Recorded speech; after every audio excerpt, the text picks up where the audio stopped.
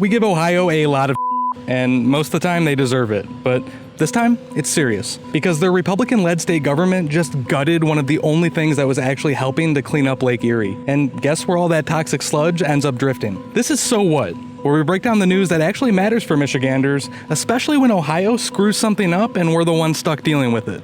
Okay, so here's what's going on. Republicans in Ohio just passed a new budget that slashes funding for the H2 Ohio program, a statewide effort to reduce toxic algae in Lake Erie by managing farm runoff and building wetlands. It was working.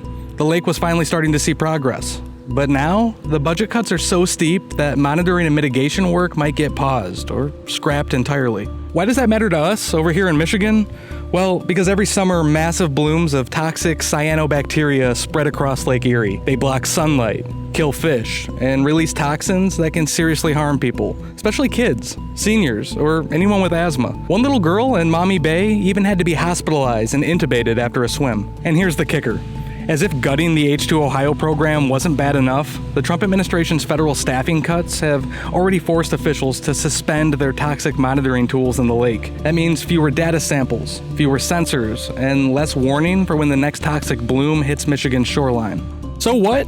Well, we can't vote out Ohio's governor, but we can stop pretending their policies don't affect us. Because if they're going to keep weakening the protections that keep Lake Erie safe, and Trump's going to gut the scientists tracking the dangers, then you can be sure that Michiganders are going to see consequences. Follow along. I'll keep the news coming.